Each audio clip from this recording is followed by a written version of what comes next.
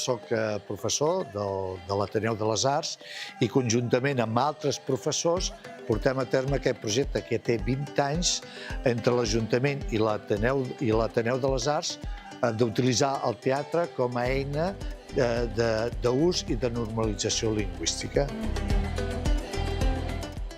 El nostre projecte comença ja pràcticament des que comença el curs, en aquest cas a l'octubre. Els mestres prèviament ja han seleccionat o estan a punt de seleccionar l'obra que desitgen que es posi en escena i nosaltres el que fem és ajudar i col·laborar amb aquells mestres tutors encarregats de portar aquesta obra a bon terme a final de curs, entre maig i juny, doncs estrenar-la aquí a l'Àtrium, a la sala petita.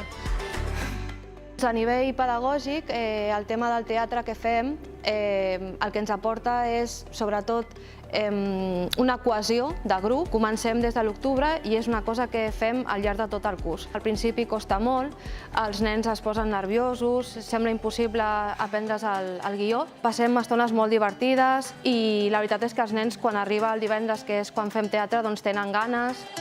A nivell d'expressió oral és el que bàsicament fem, l'expressió oral en català.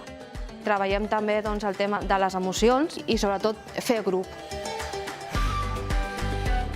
El meu personatge és Banzai, una hiena, que tracta de que tenen l'Scar, que és el tiet del protagonista, els contracta perquè matin el Simba.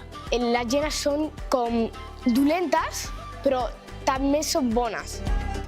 El que més m'ha agradat de l'obra de Rei Lleó és fer les màscares, perquè era molt divertit i això, i també actuar les escenes, els balls, perquè m'ho he passat molt bé.